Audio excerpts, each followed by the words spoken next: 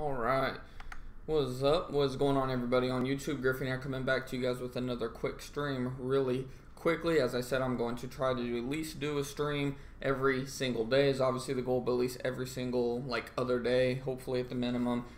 Even if they're just these quick little short videos, just things that randomly pop off the top of my head. Like I said, I always have my best thoughts in the shower for whatever reason. And I figured, you know what, we've had a really long bull market. I talk about this a lot, meaning that the market continuously goes up over the years. I mean, you can see the last 3 years overall, with exception to this year, of course, even though we're still continuing up, just not as quick as we have been. You can see over the last 3 years, we've pretty much done nothing but gone up. We had a quick little correction back in, 2015, 2016. But ever since then, we've really just kind of had this almost just straight up pattern, so to speak. You can see we're massively overdue for a correction. We had it just after the beginning of the year, of course, after the Dow hit 26,000 roughly. Obviously, we're on SPY, the spider ETF of the S&P 500, but the Dow one looks essentially the same, of course. But point being, I was just thinking in the shower, I was like, I wonder, you always hear about how everyone is always so surprised by the next financial crisis or whatever the case may be. 2008, what was it, 1982, or I forget the exact year, we had something pretty similar to 07, 08.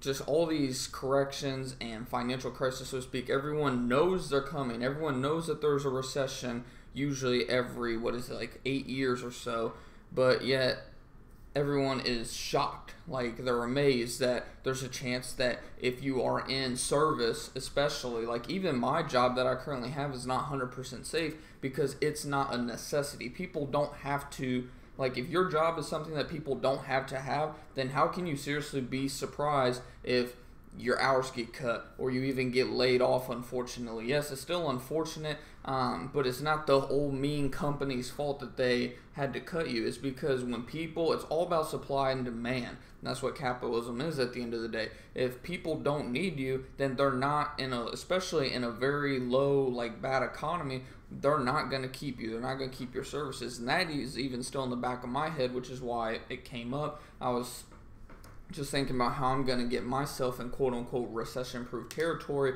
Obviously, the only way to really do that is to have 2 to 3 years worth of savings and whatnot. I'm going to say 2 to 3 years, but we'll get into just how exactly the whole point of this video, how to put yourself in a recession-proof situation. Number one, I should have probably made a slideshow for this one. I didn't think about it. Like I said, this is just right off the top of my head. Number one is obviously if you can, land yourself in a job that is a must job, some kind of government job. My dad always talks about how much he hates his job, but that it's so secure that it kind of offsets how he hates it, so to speak, because it's pretty much recession proof. He works at a water plant or a water and light or something for my old hometown back in Missouri. Something like that, or be a lineman, they work with power lines and all that stuff. Just jobs that are always going to be there no matter what. Pretty much they cannot get rid of you. I mean, they could if they if the government's gotten really bad shape. But police officers, military, of course, if you must. Just all those different types of jobs that are doctors. You can go get a degree, be a doctor if you have the money. No student loans, of course. Just stuff like that. That's obviously the best thing you can really do, is just get a job that people are always going to need you. Don't go for these startup company. Don't be surprised if you're going to work for some startup company and then as soon as shit hits the fan, they drop you like a pin because it's a startup company. I mean, it's just common sense at the end of the day, especially if it's some company. I see so many companies out here. I mean, I saw a van in downtown Dallas that would just go around and pick up dog shit.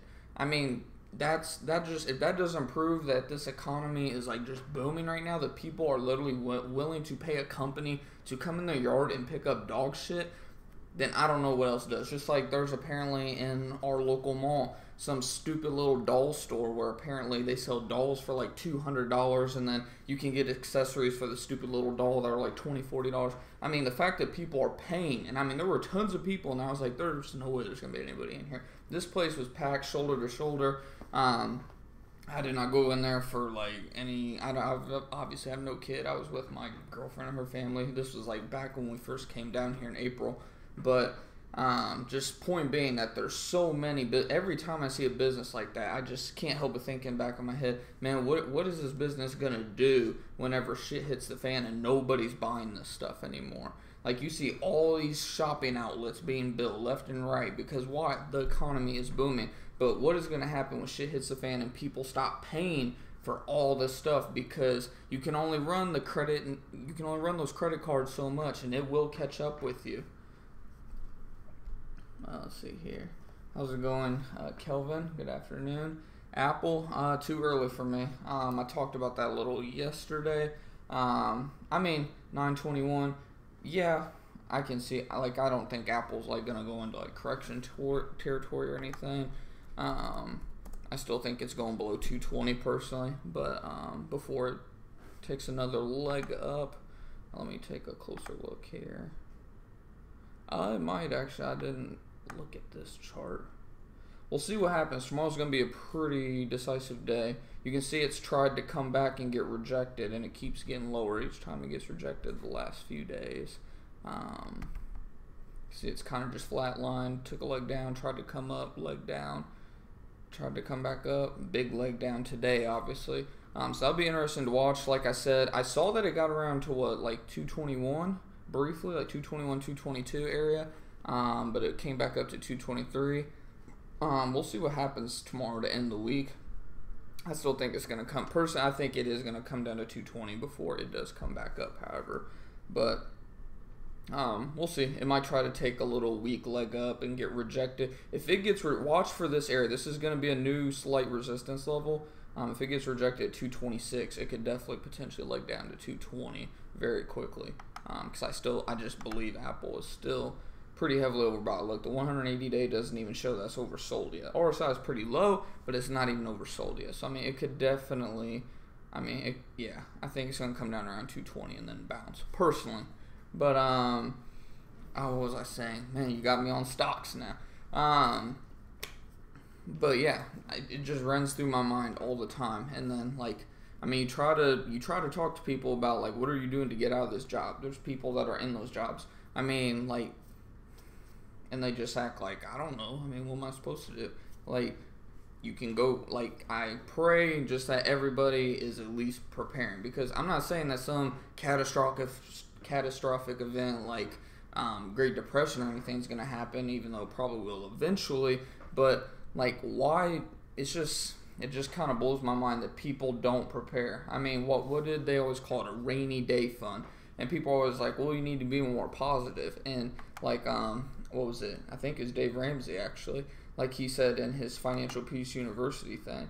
He was like, I am positive. I'm positive it's gonna rain, so you need a rainy day fund. And it's like, really? This is what anyone can do.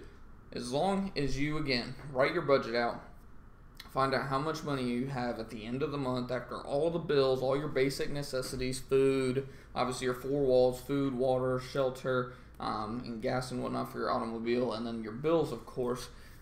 Figure out all that zero-based budget, and then whatever you have at the end of the month, obviously pay off the debt as soon as you can, and then once the debt is paid off, literally save. And I'm not saying save all that money 100%. You guys know I'm not doing that whatsoever myself. But you need to be putting at least, I would say at least at the minimum, 10% of your income away in some sort of quote-unquote emergency fund. I literally just locked up my debit card that I had from Missouri in our safe last night because I've started to go ahead and put some money into that. I deposited $250 into that account last night. I'm going to deposit another $300 into it probably before the end of the month. So, and I'm going to do $300 a month probably through the rest of the year. So, maybe even more. But just figure out, obviously, like I said, number one, get that budget written, of course. Get that debt paid off. And then save at least 10% of your income every month or more. To determine how much you should be saving, go ahead and figure out, again, you already know what your expenses are for the month based off your budget.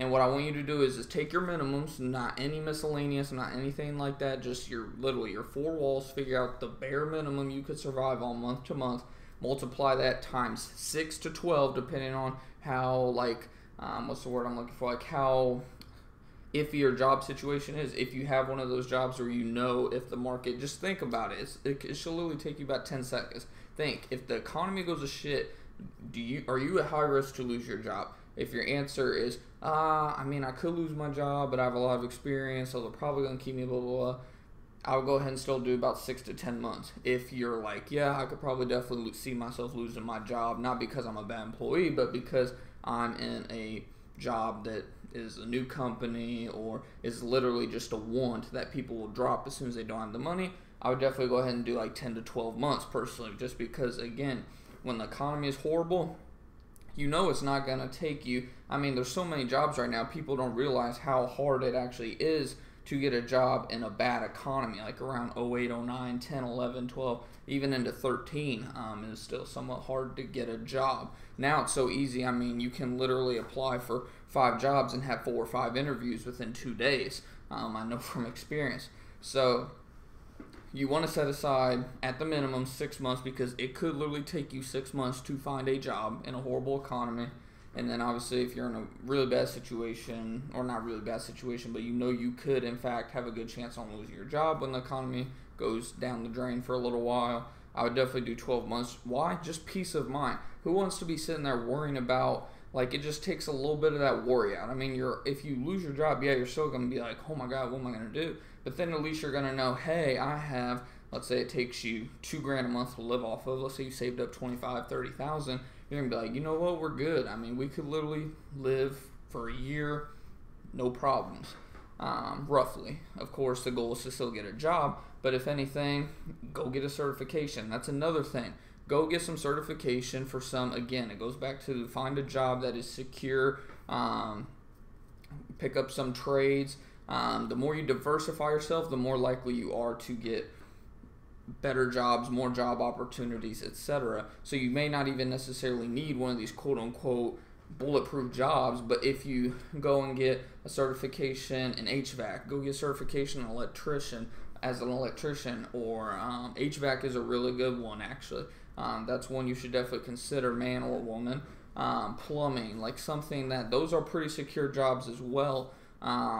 And they only take literally a couple hundred, couple thousand at the most dollars to get certifications. And the more you diversify yourself, the better chance you're going to have on being recession proof, not even just temporarily, but forever, in all honesty. So, am I doing that? Absolutely not. Not right now, because I am setting myself up well enough where I'm not necessarily going to need to have all these different certifications. And besides, I hate school. I mean, you guys know that already. It's just me. I have enough of a skill set, so to speak, that I wouldn't say I'm recession proof right now, but I'm pretty damn close in all honesty. If I lost my job in, say, a few months, say by the end of the year I lost my job, I could probably survive around 3 to 6 months in all honesty. Because either I'd find a job fairly quickly, or I could easily fall back on to doing other things full time for myself, because I've just developed the quote-unquote business skills, I guess, that it takes to run like your own business, to at least put food on the table and pay bills, if that makes sense to you guys. But like I don't even think I mentioned this, but this video by no means is to say that I think a crash is coming or anything like that whatsoever. It's one of those things, like I said, I just thought about it randomly in the shower, because I know that my job, it's pretty safe. Terminix is a service master. They're a huge company. I mean, they're even on the stock market. I found out. I think their ticker symbol is SRV. Yeah, Service Master. So I actually want to take a look at them now that I'm thinking about it. I saw, ever since I've worked there, they haven't really moved that much.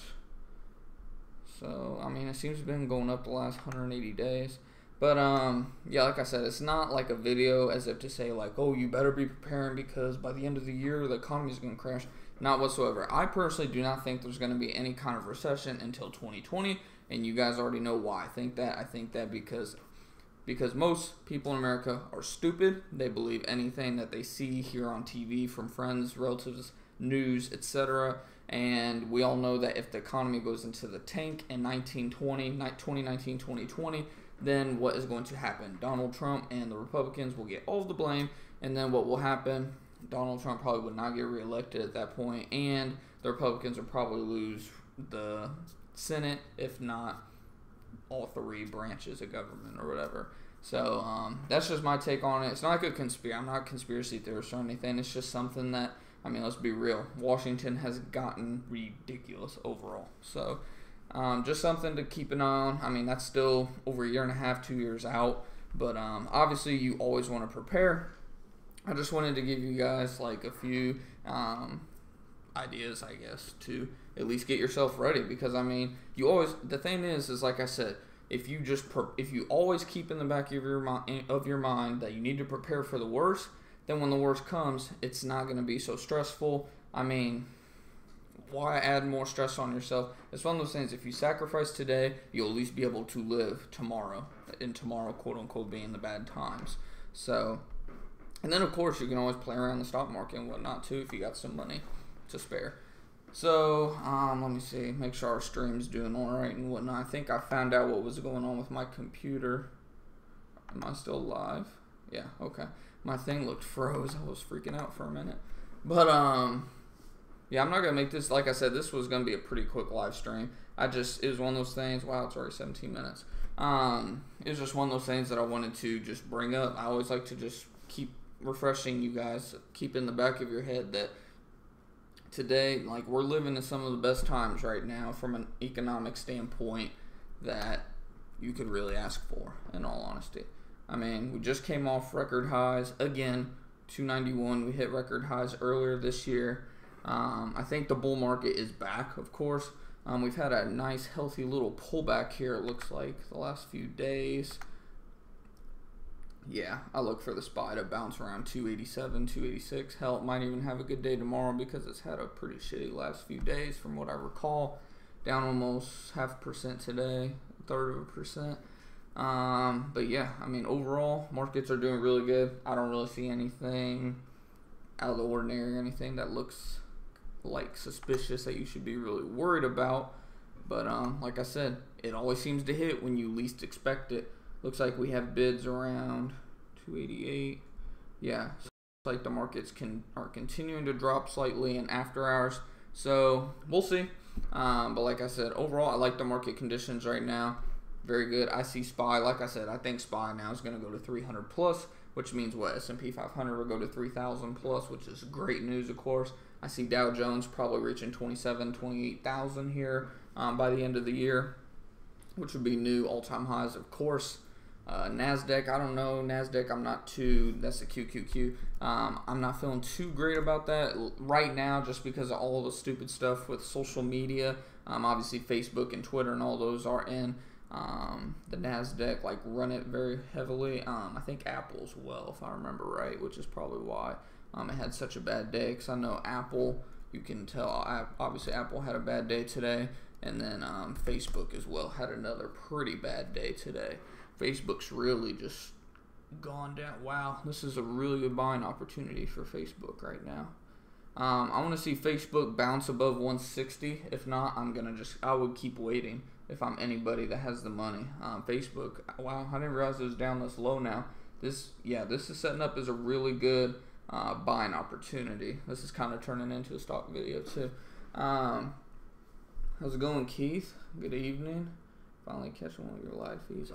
Awesome. Yeah, like I said, I'm going to try to do some live feeds in the evening time. At least I'm going to try every other day at the minimum, especially with this new job. I'm actually out in the field finally in my new job. So, and we're going into the slower season. So I should be getting off usually around like 4 to 5 o'clock, it sounds like, for the most part, which means I should be able to do, and I'm in Central Time in Dallas, Texas, of course.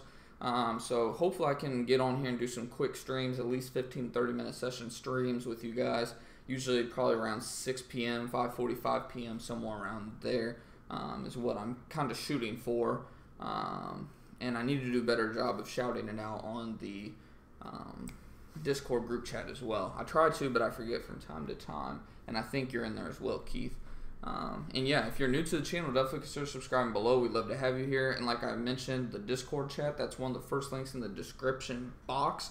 All it asks for, the app, not me. It asks for your phone number, just to make sure like you're not a robot. It doesn't like call you or anything, as far as I'm aware. It didn't call me. I think it might have sent a confirmation text, but I don't even think that.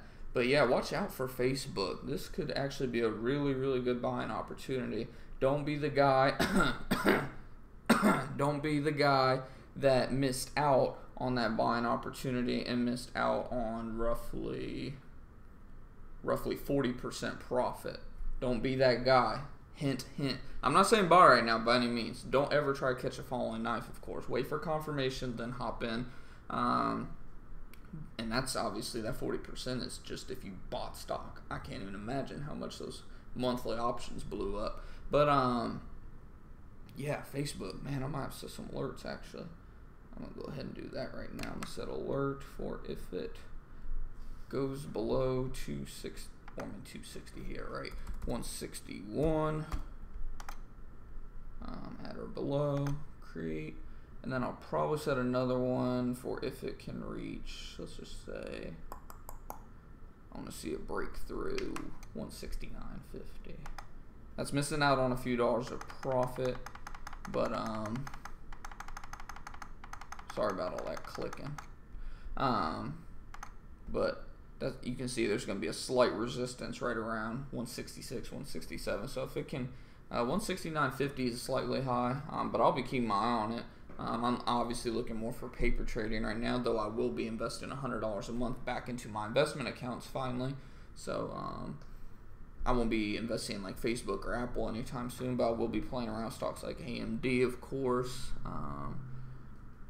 HEAR maybe from time to time. But yeah, so like I said, when it comes to just making sure that you're recession proof, add more skills, certifications, try to find a recession proof job, and then obviously build that emergency fund. Always, like I said, at the minimum, even while you're paying off debt, which this will contradict a lot of like stuff that, like, you guys know that I like Dave Ramsey stuff and all that, but I always suggest from now on, like, because just by doing the math, 10%, it's not really gonna put like a nail in your coffin as for paying off debt. 10% of your income is not a lot of money, guys, but set aside at least 10% of your money every single month for just saving for the rainy day fund, of course, and put that money where you are not going to touch it. Like I said, I have a separate debit card still, like checking account from Columbia, Missouri, where I used to live. So I'm not gonna go to like some ATM, pull money out. I even locked the debit card up in my safe that I hardly ever remember is even there, because it's in the like far back of our closet, covered up by a bunch of clothes and stuff. So I mean, it's literally only there just for emergencies. I started putting money in it, put a couple $100s in it the other night, locked it up. So do something like that and set aside 10% of your bring home money every single month. So if you bring home $2,000, set aside $200 for savings. If you bring home $4,000 a month, set aside $400 a month for saving. The more that you can set aside per month, the better, but I wouldn't say to go over 10% in all honesty, just because, I mean, once you get near 15%, this is like what you want to be investing at this point. You want to be investing 15, 20, if you can, 30, 40% of your income.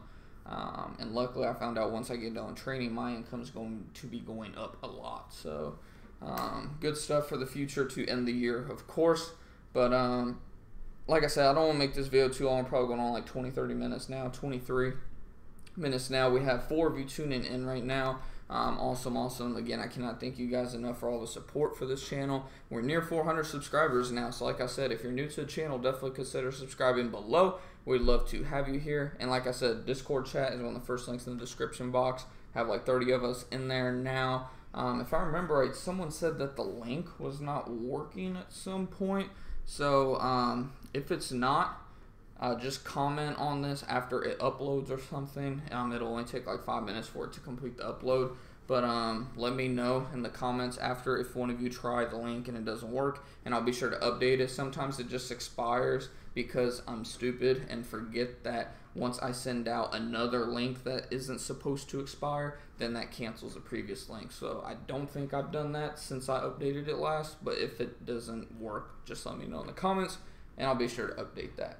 But yeah, definitely Facebook and Apple. Those are two to watch right now, and AMD actually. I'll hit on this really quickly. Facebook we already did. I want to see it bounce at or above 160, and then if not, I want to see it bounce at or above 150 because then I think it's going to keep free falling from there. After that, AMD, we didn't talk about that one. You can see why am I saying I'm watching it, because I think it's really getting ready to drop to around 20 bucks. I want to see it drop down to around $20, maybe even slightly less. I want to see it bounce at or above that. Then I consider hopping in right up for a potential profit of 50% long-term investment on that one. And then I said Apple. So with Apple, of course, like I said, I want to see it bounce at or above 220, roughly 220. If not, then around 215. If it does, that'd be a good time to invest. Heavily overbought right now, which is why I think it's going to drop to 220 or 215. Still has a ton of room to potentially pull back even further. I don't think it's going under 200 though, personally, unless if some huge scandal or something comes out against Apple. So those are three that I'm watching right now. AMD is probably the only one of the three that I'll probably actually get to invest in maybe this month. But yeah, other than that, I don't believe there's any other ones that I wanted to shout out. Roku, man, that is one that I missed out on too. That should have been on my previous stream about stocks that I missed out on, because I didn't even see this coming for Roku. You can see obviously on the 1 year, it's kind of just been up and down, so to speak. But look at the 180 day. It was all the way down to $29. Now it's all the way up to around $64.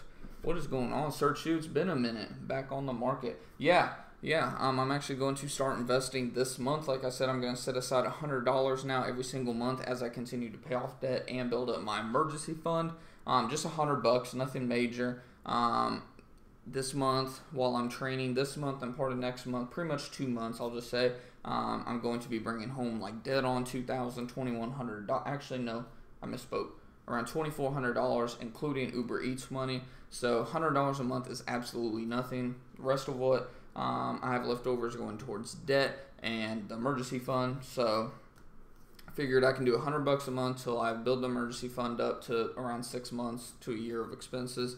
Then I will obviously go ahead and finish the little bit of debt that I have left. And then after that, I mean, I've got like, as of now, around about $1,100 a month that I could invest straightly if I really wanted to. I'm not going to. That doesn't include the huge amount of money. I mean, I won't say huge amount of money, but really good amount of money that I'll be making after I get done with training. When I get done with training, I'll be bringing home after taxes between $3,500 to probably $4,500 a month. So pretty much double what I'm bringing home right now, which will give me probably close to $2,500 a month to invest if I really wanted to. 21. I meant to say 24. I'm $2,400 a month bring home right now, which is enough since I'm splitting all the bills with my girlfriend, and I'm still paying off quite a bit of debt. And like I said, putting some in the emergency fund, $300 a month going towards emergency fund, going towards debt total roughly $400 to $500. And then, like I said, $100 going towards investing. And then actually $50, I forgot, is actually going towards like a quote-unquote car fund for if I need tires, anything goes wrong on the car. Or if neither of those neither that happens, then it'll just be a quote-unquote car fund. And maybe I can trade up in a better car in a year or so. TLRY, that sounds familiar. And no, I haven't really been watching too much in all honesty, since like I said, I'm not even really investing right now. I have a little bit just since I've been paper trading a little just to get back in the swing of things. Okay, so that was the 20 year. I didn't mean to click on that. 20 day. Actually, I've never seen this one, I don't think, before. Oh, clicked on the wrong one. Okay. Oh, man, what the hell? So in 5 days, it's gone from $55 to $97. Now it's back to $80. Late balance carries sometimes some more gains. I don't know. I don't really like this one personally. 46 movie. I don't really like this one personally. It's been way too volatile. I mean, obviously, if you caught it at the low and rode it up, that's awesome. But, if you know, I don't know anything about the stock either. That's why I don't like it too. If you don't even know anything about the stock you're investing in, don't invest in it. Don't go based off just graphic numbers, of course. Which I don't. I don't know anything about this company even. So for that reason, I can't really give good advice on this. But looking at just the recent chart, even that, it's a little bit too volatile for me. So, but yeah, with that being said, I'm going to go ahead and wrap this video up, guys. It's a pot stock. Oh, that's probably why I don't know anything about it. But I'm going to go ahead and wrap this video up, guys. If you want, I'll be in Discord. Like, I can chat with you guys in there for a little bit. I think my girlfriend's about home, so she'll be making dinner and whatnot. But by all means, you all can hit me up on there, and I will be quick to reply. I have my notifications on now that I'm off work. So, yeah, with that being said, again, thank you guys for all the support. If you're new to the channel, definitely consider subscribing and joining that group chat. One of the first links in the description box. But until next time, guys, keep on going out there making that money, preparing your money, and making some financial freedom, achieving some financial freedom this year. And I'll see you guys hopefully tomorrow, but if not, for sure, what would it be? Saturday. Oh yeah, for sure by Saturday. Take it easy, guys.